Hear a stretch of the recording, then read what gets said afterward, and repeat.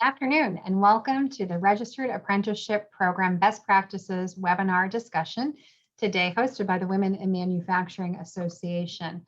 We're thrilled you're spending some time with us today to learn more about the success and how to deploy a registered apprenticeship program in your organization. And we have some excellent expert guests who are going to join us for our discussion today. We are using this Zoom webinar module. And please know that while you may be in listen-only mode, we highly encourage you to stay connected with us and to pose questions to all of our expert panelists throughout the course of our webinar this afternoon. We encourage you to use the Q&A option and function, which is part of your Zoom meeting module, and as well the chat function. Along the way, I have some questions I'm going to be posing to each of our special guests, but we encourage, if you have questions for any of these individuals, please, again, feel free to use the Q&A module or the chat module, and we'll be sure to raise your question as we get into the open dialogue. We're going to hop to the next slide now. So a little bit about the Women in Manufacturing Association. My name is Allison Grealis. I'm the president and founder of the Women in Manufacturing Association. And our organization was founded now more than a decade ago, specifically with a mission and focus on supporting, promoting, and inspiring women in manufacturing careers. We are the only global organization dedicated to year-round supporting women who have selected a career in the manufacturing industry. And our goal is to be inclusive of women at all levels and roles and responsibilities within manufacturing, as well as to be a key ally to companies, to which many of you, of course, are affiliated with today, as you're working to attract and retain and advance your female talent. We hope to be a great resource to all of you in this journey as you're looking to recruit and develop your talent, and as well to provide the right types of resources and support to your individual contributors and leaders in your organization. And a little bit on the next slide, this just shows our footprint as a now global organization. We are so happy and blessed to now be filled with a large number of individual members as well as corporate members. Within our organization, we now have surpassed 13,000 members connected to the Women in Manufacturing Association, and they're located in 48 states and 40 countries. We've now hosted more than 14,000 people to our virtual learning series, which is a complimentary member benefit, which is offered on a monthly basis, both in a live way as well as then recorded for year-round access in our virtual learning library. So if you're a current member and haven't checked that out, be sure to do so, because there's lots of great sessions that have been recorded that you can access on demand and in the convenience of your own desk and operation. WIM also has 32 plus local US chapters that offer local programming and access to networking and education, wonderful things like plant tours, and just a great opportunity for our member network to connect close to home without having to travel real far to do so. And then we also have delivered more than 1,000 local programs through those local chapters, which have attracted close to 9,000 people to those programs. And we're really proud of our educational programs that we have developed. So we have 3 formal leadership programs, one for empowering women in production. That launched last year, and we actually are in our second cohort presently. We also have a manager program for early career managers or aspiring managers. And then lastly, we have an executive education program for women in industry, which is in partnership with Case Western Reserve University. We've graduated more than 150 people from these programs, and we'd love to have some of you or people from your organizations to participate in future programs. So again, our website has information on all of these programs, our local chapters, how to engage with us as a member if you're not one already. And again, we hope to be a great ambassador for what modern manufacturing looks like. And we launched our Hear Her Story podcast last April. We now have more than 5,500 listeners to our podcast, which features a new guest each month. And if you like podcasts and are always looking for something perhaps new to listen to, you can listen to our podcast, Hear Her Story, anywhere where you are able to download and listen to podcasts. So that's a little bit about our organization. And at the last slide, as we wrap up today, you'll have both my contact information as well as information on our website. So today we want to talk about the important topic of strengthening and diversifying your workforce through powerful apprenticeship programs. Women in Manufacturing Association, since inception, has been very committed to how do we advance and develop women and talent within the manufacturing industry. And we had the great blessing of getting connected with Jobs for the Future now 2 years ago, and to be identified as an outreach partner with Jobs for the Future as we look to diversify what the landscape of current apprenticeships look like, as well as the types of people that are entering apprenticeship programs. Our goal is to work with JFF and other agencies and organizations to recruit more women into apprenticeship programs. And I'm very excited to introduce Claire Dorn, who's a program manager with Jobs for the Future. She'll talk a little bit more about this relationship and as well about their services and resources. So please help me in welcoming virtually Claire Dorn. Thank you, Allison. Hi, everyone. As Allison mentioned, my name is Claire Dorn. I'm a program manager at Jobs for the Future. And before we get started with the panel discussion today, I'd like to just spend a few minutes sharing some more information about Jobs for the Future and our National Center for Apprenticeship and Work-Based Learning, as well as the services that we can offer to manufacturing employers who are interested in setting up or expanding a registered apprenticeship program.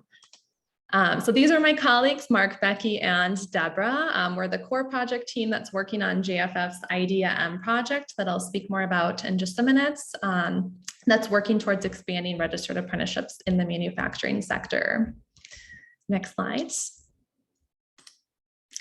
So a little bit more about JFF. We're a national nonprofit that drives transformation in the American workforce and education systems to achieve equitable economic advancement for all. We're based in Boston, and we also have offices in Washington, D.C. and Oakland, California, as well as remote staff spread across the country. I'm based in Chicago. And our work spans across all 50 states. We work at the national, state, and local levels to facilitate collaboration among educators, employers, workforce development specialists, policymakers, and other stakeholders who all share the common goal of expanding economic opportunity. So you can see here on this slide, JFF's 5 main focus areas for our work, and the apprenticeship work that we do falls within this first area of integrating learning and work. Next slide. So at JFF, we've been leaders in developing and expanding registered apprenticeship and work-based learning models throughout our nearly 40-year history. So in response to the growing interest in apprenticeship from the field, we established our Center for Apprenticeship and Work-Based Learning in 2017 to provide a centralized hub of resources and expertise on effective approaches to apprenticeship and work-based learning programs that benefits both businesses as well as students and workers.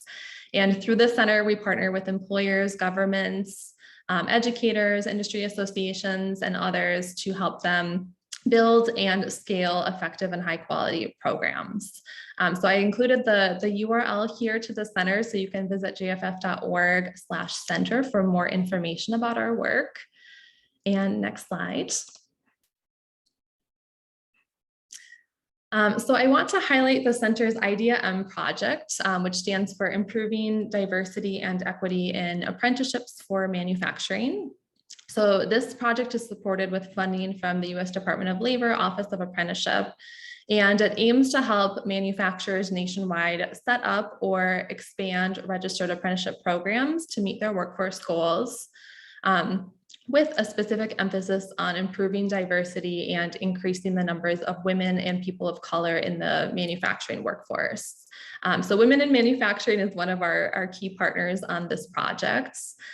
We also work with other partners across the country who support manufacturers, labor groups, trade associations, and others with comprehensive technical assistance and guidance into apprenticeship development and expansion, as well as efforts to improve diversity, equity, and inclusion in the apprenticeship system. Next slide. So here is just some more specific information about the services and assistance that we can provide through the IDEA-M project. So firstly, we can direct employers through the whole process of developing, registering, and launching a new apprenticeship program. We also work with current sponsors to help them expand and enhance an existing program or add additional occupations to their program. And then another big part of what we do is offer technical assistance related to diversity, equity, inclusion, and accessibility. So our DEIA experts can offer employers with guidance on ensuring equitable and inclusive workplaces, which includes EEO and affirmative action compliance, as well as guidance on strategic recruitment and retention of women, people of color, and other underrepresented populations in apprenticeship. And then we also have incentive funding available to support programs in offsetting apprenticeship costs, such as supplies, training, and other program-related expenses. So that's just a brief overview of our resources and assistance. And next slide. So that's it. So if you're considering whether to register a manufacturing apprenticeship program at your company, or if you're already a sponsor looking to grow your program, or maybe you just want to learn more about what apprenticeship might look like at your company, our team is available to support with guidance and resources and technical assistance, and all of our services are free of charge. So I've included our emails here. I invite you to contact my team, Mark, Becky, and I, if you'd like more information on how we can support you. And I will also be available throughout the webinar in the chat. If you have any questions, feel free to reach out. And thank you, everyone. And I'll pass it back to Allison to get us started with the panel discussion. Great, thank you, Claire. And again, I encourage all of you participating today, regardless of what stage you are in terms of your registered apprenticeship program journey, JFF can be a great resource. Again, whether you're looking to start a new program or initiative, or just assess whether or not this could be applicable to your organization.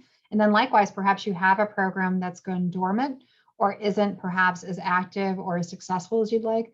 JFF can be a great resource as you're looking to reboot or strengthen an existing program. So thanks, Claire, for joining us today. And as she said, she'll be available in the chat. So throughout our discussion, if you have a specific question for her or how JFF can help, please feel free to reach out. So as I share, we have a great panel who has been very kind enough to give us some time this afternoon and join us to share their expertise as it relates to resources that exist for individual leaders and organizations, as well as companies, as you're looking to develop your talent. So our three guests today, I'm going to have them self-introduce and share a little bit about their role at their affiliated organization, a little bit about what their organization does as it relates to resources for companies and individuals. And then as well, we'll hop into the more robust discussion specifically around registered apprenticeship programs. So we have joining us today, Starr Sherman, Shana Peschek, and Dave Guinn. And I'll go through each of them and have them introduce themselves. So how about we'll start with you, Shana, first. Hi, so I'm Shana Peschek. I'm the Executive Director of the Machinists Institute. We are a nonprofit that was created by the International Association of Machinists 751 in 2019. And we serve the state of Washington, developing pre-apprenticeship, registered apprenticeship, and incumbent worker training for aerospace, advanced manufacturing, and a few other occupations.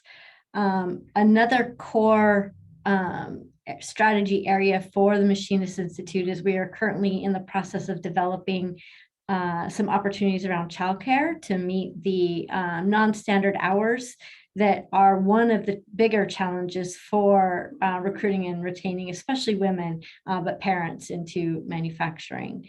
And so that's just a little bit about what our organization is doing right now. Excellent.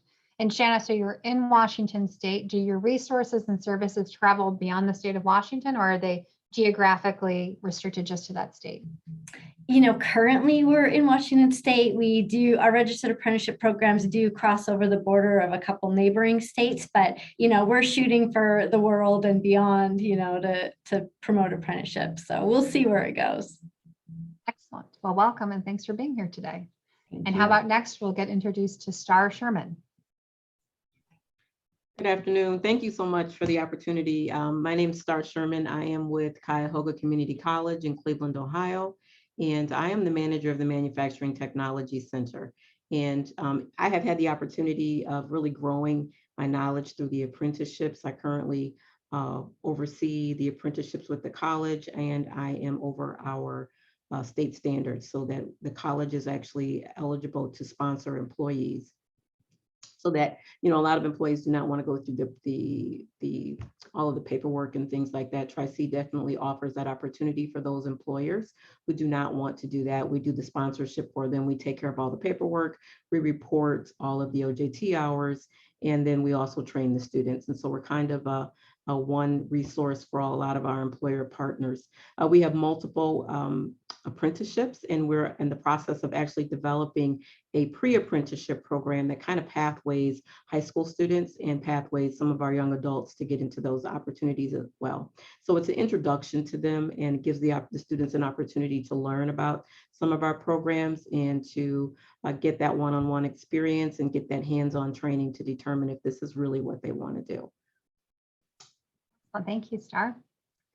And then last but not least, Dave Guinn with the Warren County Career Center. Yeah, I'm with Warren County Career Center. I'm the Advanced Manufacturing Technology Coordinator, which is a big title for a big job, I guess. It's got three full-time programs: Advanced Manufacturing, HVAC, and Welding certification program. We also are a master training center for the Materials Skill Standards Council.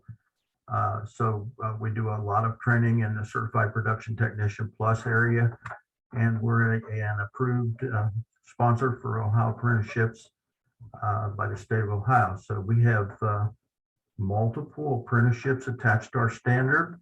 I think we're up to 7 or 8 now. And we've taken the time to attach all of our high school pre-apprenticeships to those as well. So, working together with our secondary or high school portion of our school, we've been able to develop a fairly large program. We do, because I put all of our programs in a modular format, I'm able to do a whole lot of custom training and offer industries a variety of approaches at how they meet their training needs. So, as we work through our apprenticeships, a lot of the questions get answered early on about what's available, what's not available, and basically I can tell the company, tell me what you need, and we'll try to meet that. So. Great. Well, thank you, Dave. And so we're going to hop into some formal questions that I have. And then again, we encourage you, I think you already have some in the chat that we'll get to here shortly, and we'll pose those to the group that are participating today. But I thought we could start in the area of how to get started and how can companies like the ones participating today work with colleges and trade schools and technical schools to create a registered apprenticeship program. So often, companies know that they need to retain and advance talent. We know that there's a huge skills shortage. I think present day numbers are more than 900,000 open manufacturing positions.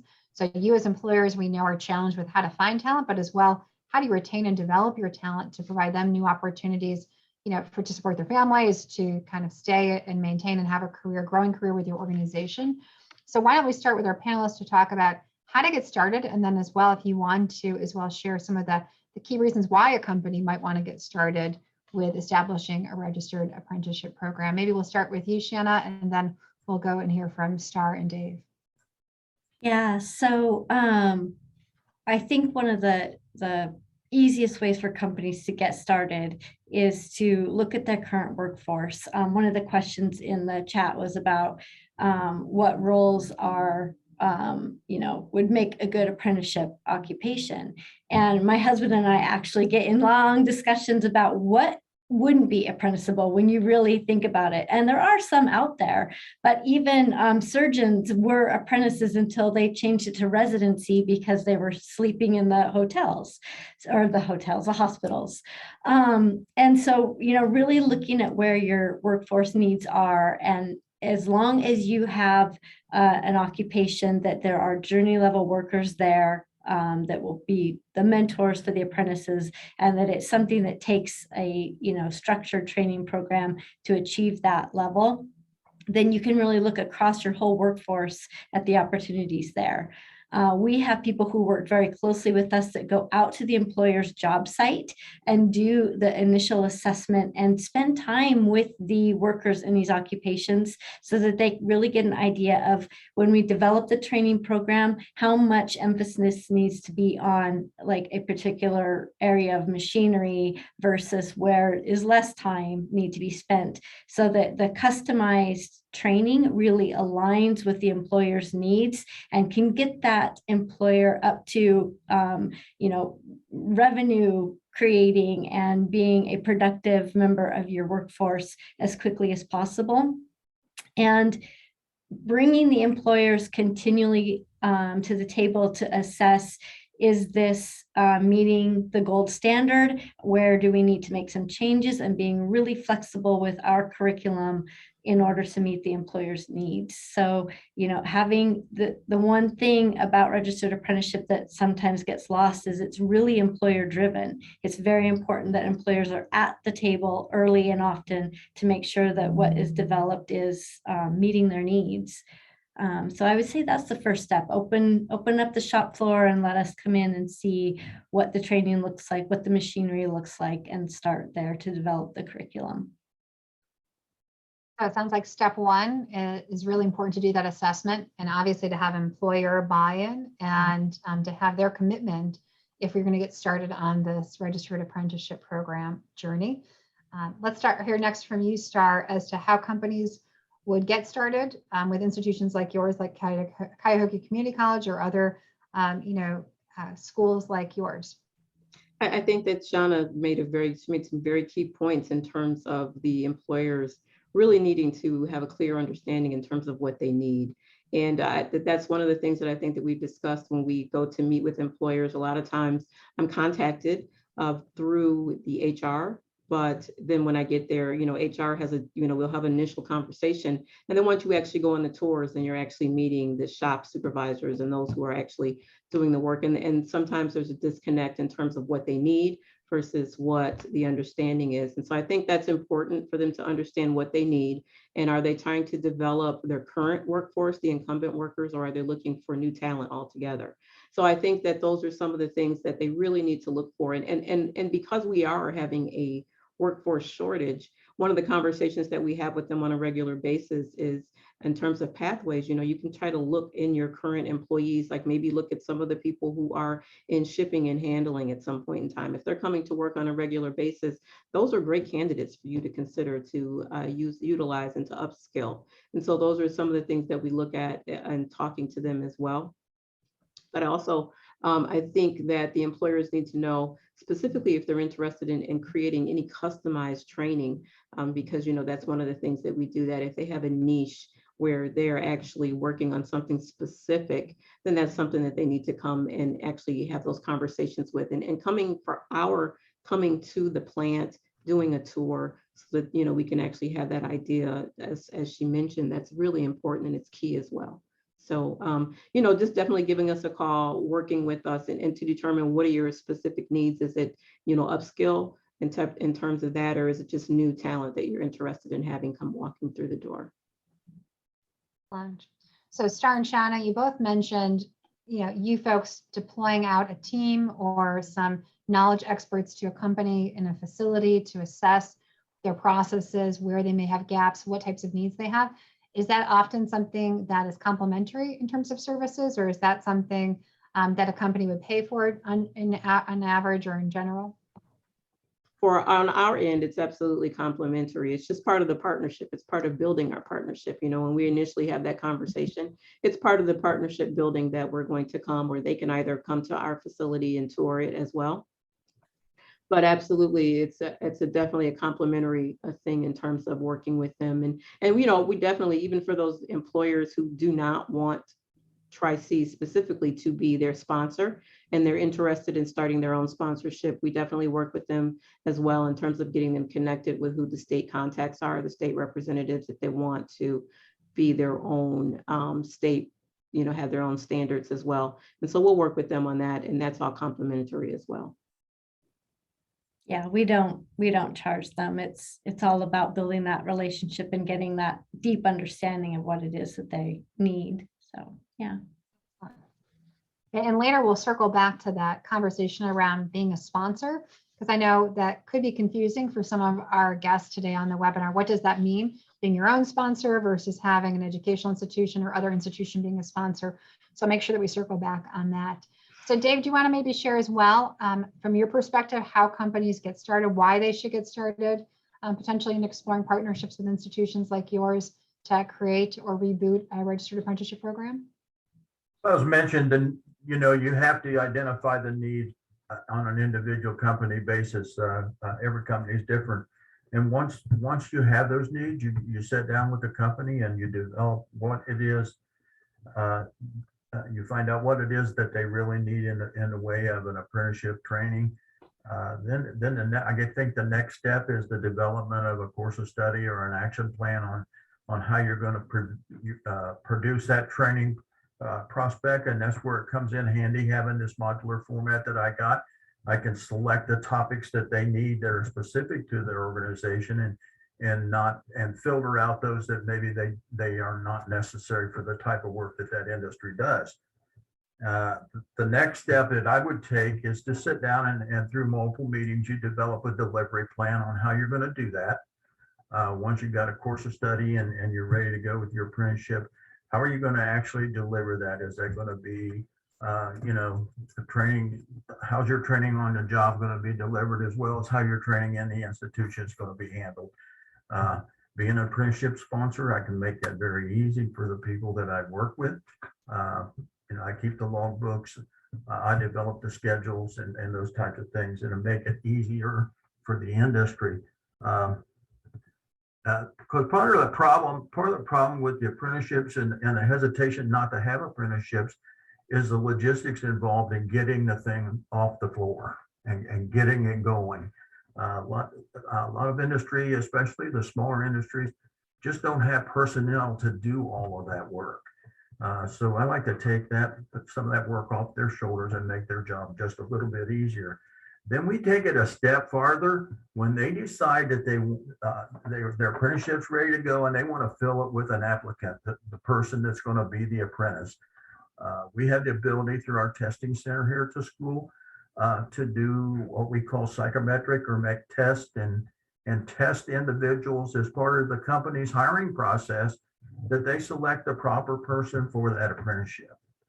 Obviously, we want somebody that's going to give the company some longevity, and it's not just going to be we'll fill the spot now and then before they get completed with the apprenticeships. That doesn't work out for them. Okay, so that's the 4 or 5 steps that I try to follow. Obviously, that takes a number of meetings with the company. And, if you've got a union shop, you have to sit down and meet with the union officials as well and satisfy their contract needs to pull this thing all together. Because I worked in industry and I was on both sides of that fence, I have a pretty good knowledge of how to handle both of those groups. Okay. Right.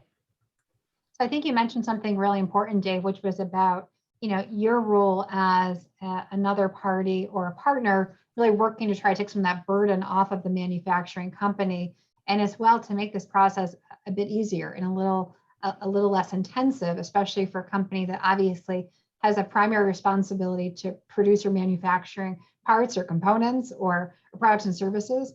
So I think it's excellent. And you as well mentioned, your direct manufacturing experience. I'm sure in your past life, you saw probably both the success and benefit, but also some of the challenges of deploying registered apprenticeship programs.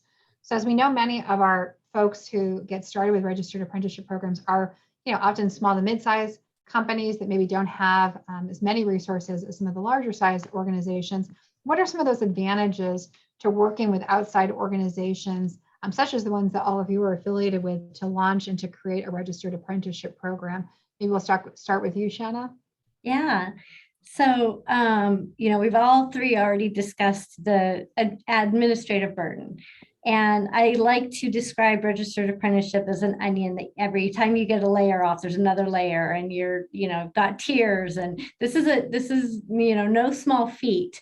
And so, like they've said, the more that we can do to make it as easy as possible for employers. So, one of the things that we do is have a training for the individuals that are going to be the mentors, the journey workers, on how to do that knowledge transfer effectively and efficiently by not, calling things slang terms and leaving out steps, and why it's important to really teach that apprentice and spend a little bit of time initially. It'll save time having to repeat some of that training, things like that. We also have really deep relationships with community-based organizations. So when you're talking about trying to increase access into these careers, working with the community-based organizations that are credible messengers in those communities to help with that outreach and recruitment and retention of employees is really key. And so we bring that along with our partnership. And employers don't always have time to do that, relationship building in their communities.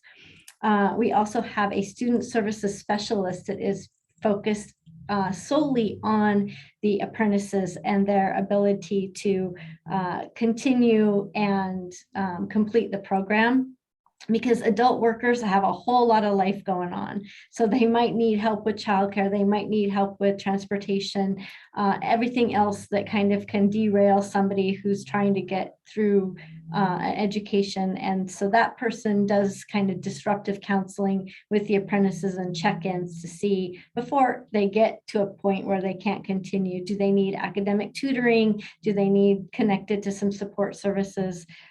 Things like that. So, not only are we doing all the paperwork and, we're a state registered system, so there is a lot of that burden, but trying to find other ways of supporting like the holistic approach to student success that ultimately will help the employer have this, long-term employee and retain them through their whole program.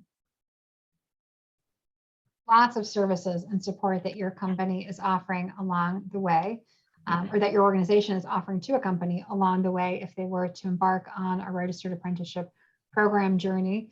Starr, would you like to speak a little bit as well about what are some of the things, the advantages of working, for example, with Tri-C and community colleges and institutions like yours?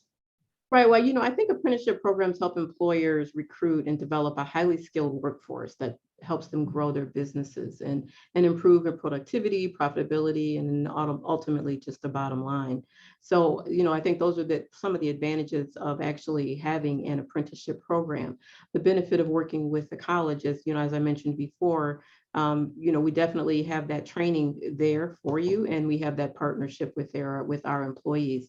We also offer those tech credit opportunities in terms of the college will apply for some of those resources. And in Ohio, here we have a resource called Tech Cred, where employers are eligible to receive some of that refund back in terms of any investment that they put in with the students' training. And so the college makes sure that we work with them so that they are eligible to get those scholarships, and definitely let them know when those are happening. And they happen, I think, every quarter they offer that opportunity, and we make sure that all of our partners are aware of it and how to apply. And even though it's a direct apply directly with them, the college really isn't associated with that. We definitely want to make sure that we provide all the information so that the employers get that opportunity to get those reimbursements as well. But, definitely making sure that you get a nationwide network of experts, at no cost. And then that's one of the benefits of actually training with us. And you can come in and review our curriculum. The opportunity is there for you to see the curriculum in advance. And then one of the other benefits that we have with Tri-C specifically is that we've developed an app. And it really makes it so much easier for our employer partners, especially during COVID. We had that challenge in terms of reporting those on-the-job training hours for those that we sponsored, and making sure that we got all that information back and forth. And because everyone was kind of like virtual, we ended up receiving or creating an app so that we could work directly with our employers, directly with our students, with all through the seamless piece of the app. So, we could send out notifications. We could actually do a lot of that information, so that it really made it the process very seamless for our employers and for our students as well. So those are some of the things that we've created in terms of how to make that a little more easier for our students. Although during COVID we were doing online, we have come back to doing hands-on training, but then we also still have some opportunities through some of our other programs too that we do a lot of pre-apprenticeship, so those can be online, as well as we work with some of our high school partners for them to do that as well. But that's just one of the advantages of working with Tri-C. Well, thank you, Starr. And then Dave, some advantages of working with an organization like yours as well. Yeah, I'd like to cover a couple areas here. The trained mentors are really a great thing that you have to work into your program. A quality program is only as good as the people doing the teaching itself. So your on the floor trainers have to be qualified mentors that are able to work with different personalities of apprentices and those types of things and be effective on the floor training. But when they come into the institution again, the quality of the trainers make that program successful. Okay, if they have the energy and the buy-in into the apprenticeship itself, then your program's going to flow a whole lot better. So what we try to do here at the Career Center is we've developed a training force, and every trainer that I have working for us has been through the program they're going to teach. So they don't go into the room not understanding the technology, not understanding the course content, and not being able to deliver at the level that they have to deliver. So, I wound up with 5 master trainers that we put on these trainings with. And I even went through the training programs with them. So it's not like I'm asking them to do something that I wouldn't do. Make it cost effective for them. We talked a little bit about the tech credit here in Ohio.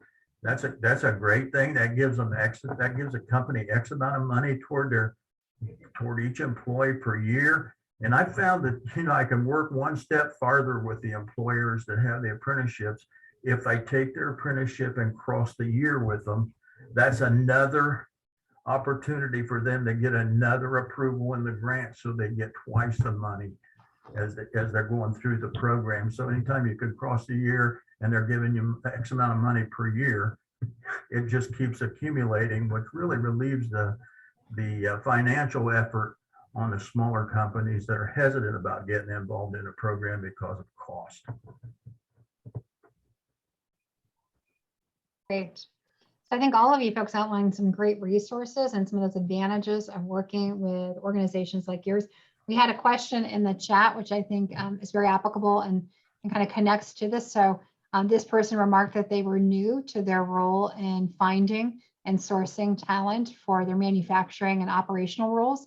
And they're wondering, why wouldn't a company want to do this? And what would be any potential downsides for a company getting involved in a registered apprenticeship programs? And then also, she asked a secondary question about how are your organizations funded? So how are you able to provide this complementary resource and benefits to companies? So would anyone like to start with a response?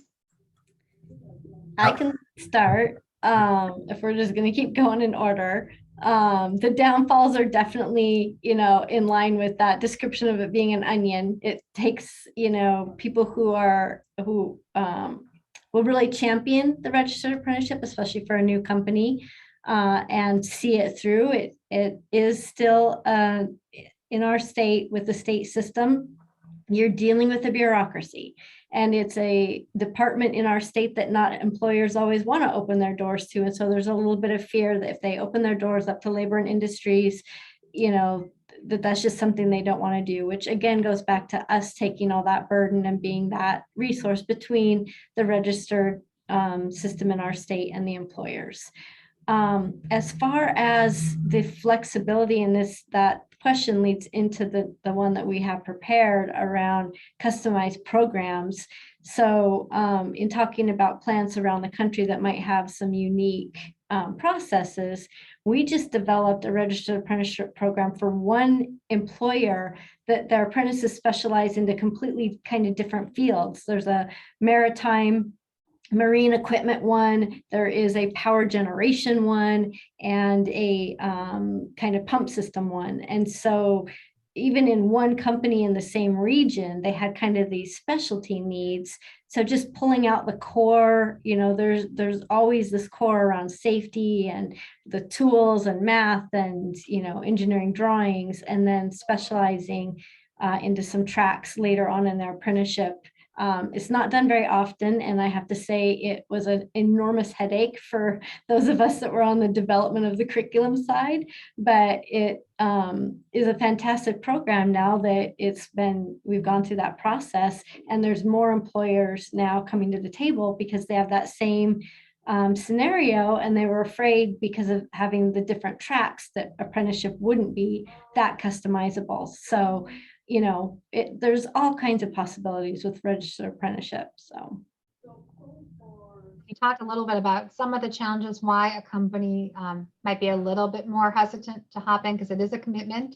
It can be a bit complicated as you get involved with, funding and design and customization. Starr or Dave, any other responses to that question about why wouldn't a company want to do this? And as well, how are services like all of yours funded and made available to companies like the ones participating today?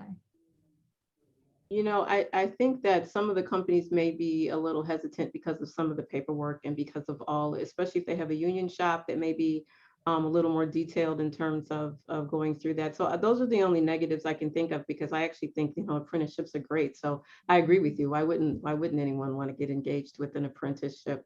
I know through the community college, we are, the benefit of our funding is, we pay the tuition. So students that come to the college, they pay tuition, but that's one of the benefits of the Ohio Tech Cred that we were just talking about, where a lot of employers do cover the cost of the training. It depends. Some employers do different things, where they have a reimbursement within their own company where the student has to pay up front, and then they reimburse based on grades or based on a schedule. But the other piece of it is that a lot of our students do pay their tuition, and we work with a lot of our employers to get that done.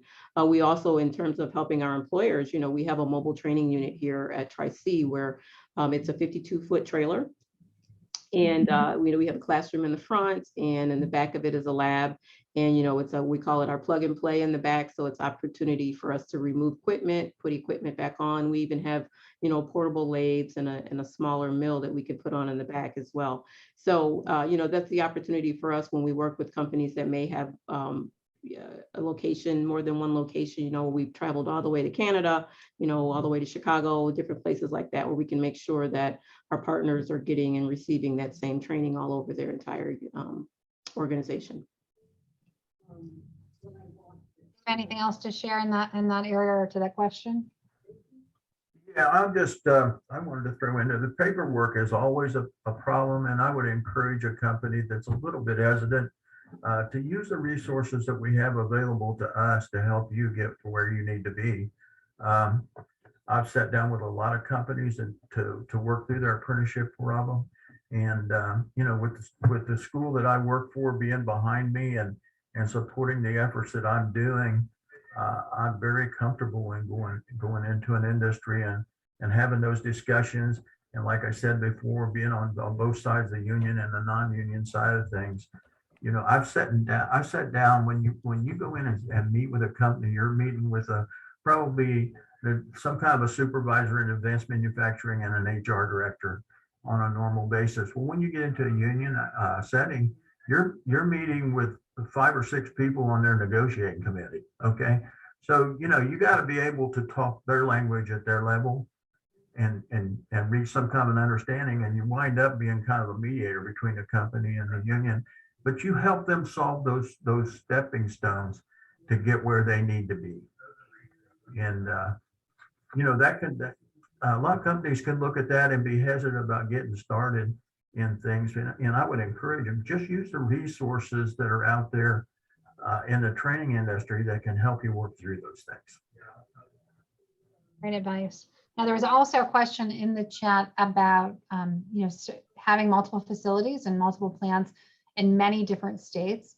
So some of you mentioned, Shana, you mentioned that you cross over just beyond a little bit from Washington. Dave, Starr, I don't know if you're just restricted to state of Ohio, but what other resources can people tap into? I'm assuming obviously JFF we know is one resource that is national in scope and can be, a great guide to help people connect with your regional resources. But any other guidance there as it relates to individuals that are trying to create a plan for all of their facilities in multiple states? How would you best suggest they get started? So I would say, looking at kind of the core, because even if you have different processes, the idea of the journey card and that gold standard is that when somebody completes it, they can go anywhere in the country, and that that they've been gone through a program and what you can expect from them after that. And so, kind of walking that balance between really specific niche specialization, which is one of the challenges that sometimes employers can fall into, especially if they find someone who's just like an all-star in this one work process, and then they tend to get pigeonholed. You still are responsible for making sure that the apprentice gets that well-rounded education and has the opportunity to learn on all the aspects of that career, even if you don't necessarily spend much time on it in one or, some of your locations. So keeping that in mind, like how much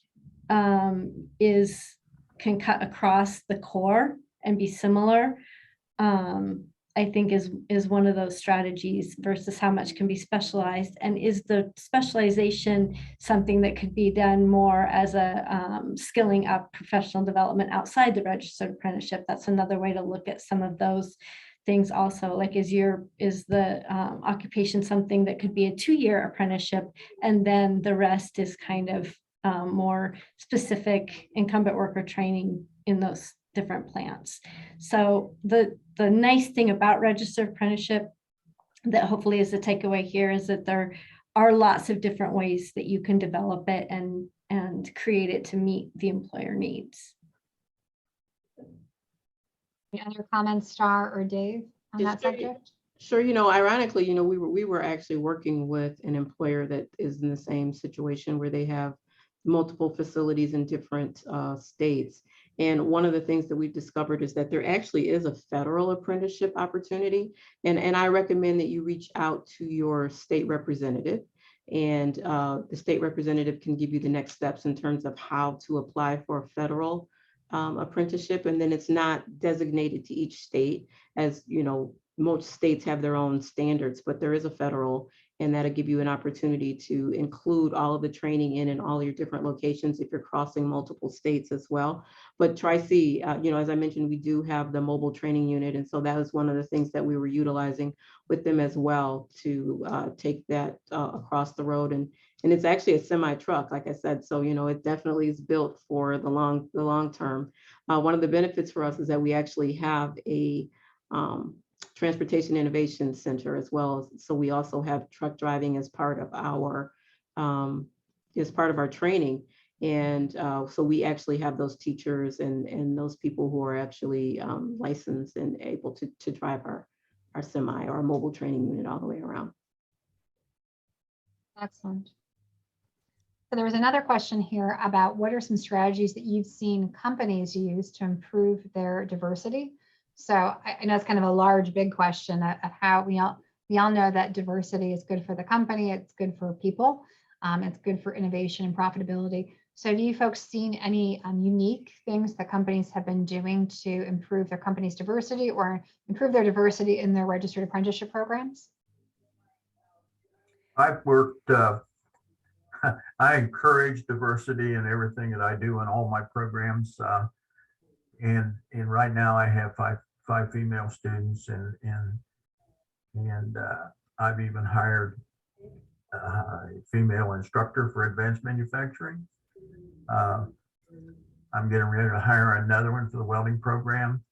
I found that they work out very, very well. It's ironic that the female instructor I have in advanced manufacturing we hired, she went through the very first program we did when she was a junior in high school. She stayed in the industry, and she's back with us now as an adult ed instructor in that industry. So, we've utilized that. I would like to jump back to the last question just for a second, if we could, because I wanted to say part of the master training center that we have is to train instructors who then can go multiple states. Okay, so if an industry I would champion the opportunity to do an apprenticeship to train instructors in a specific industry. And then, a company could develop their own cadre of instructors for their other plants as they go across the United States and out of the country and do that type of thing. That's a great resource, and thanks for sharing that, Dave. I think, again, I know we've got companies participating from all over the United States today, so it's great to know these types of resources exist. So I know we're nearing the end of our time together. So before I wrap up, I wanted to give each of you the opportunity to share one thing that you would like the companies that are participating on today's learning webinar, you'd like them to know about starting a registered apprenticeship program with a partner like your organization. So Shana, why don't we start with you to go in our traditional order? Yeah, so I think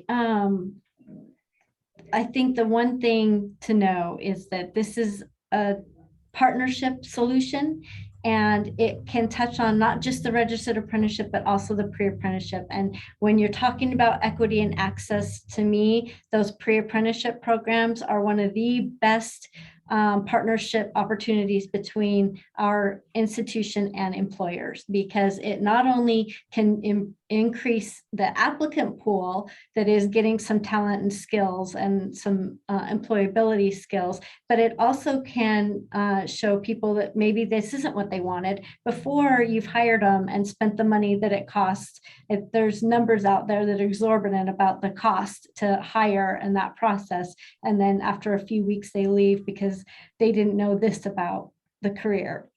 So it's kind of a two-pronged thing for those who think they want to get into it, and then they get some skills and have that opportunity, and also, you know, having people understand it's not what they thought it was going to be.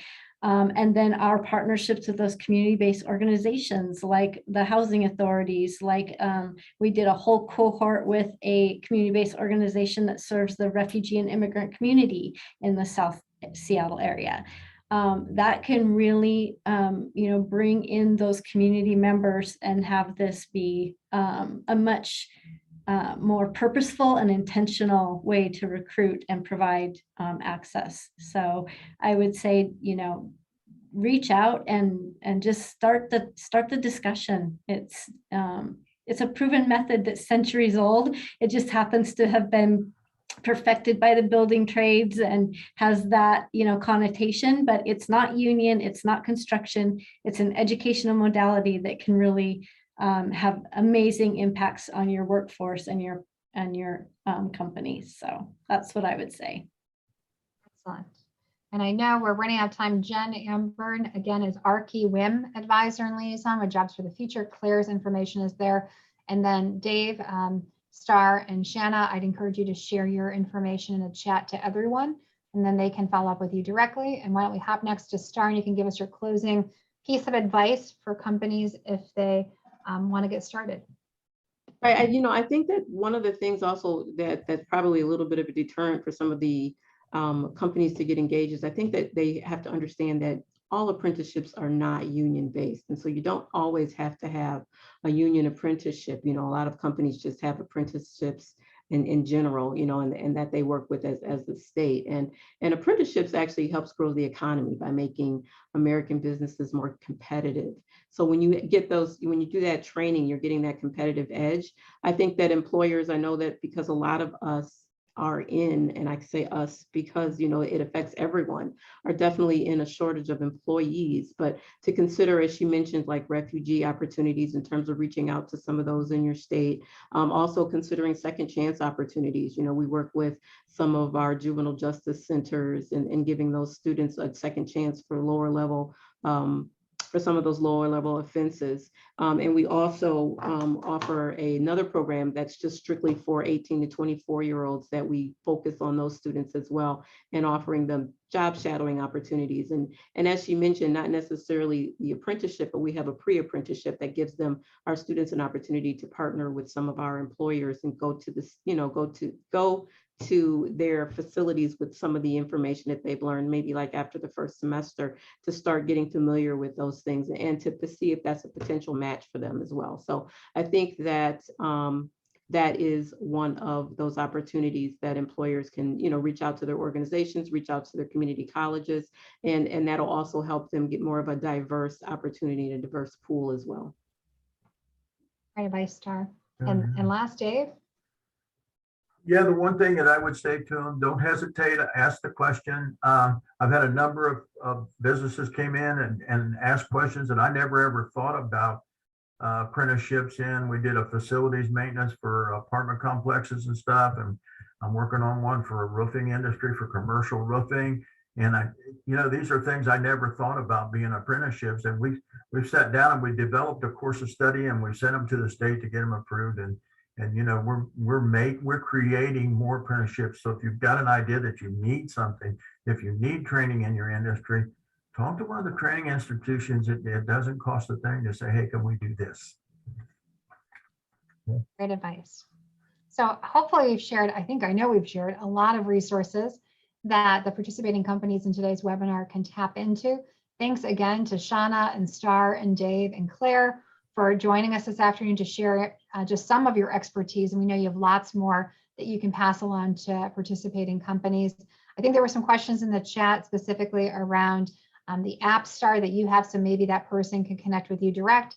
Likewise, if there's any other questions we didn't answer, thank you to our presenters for putting their contact information into the chat. So please, we encourage you, learn more, connect with our facilitators and our knowledge experts, connect with JFF and or ourselves as the Women in Manufacturing Association.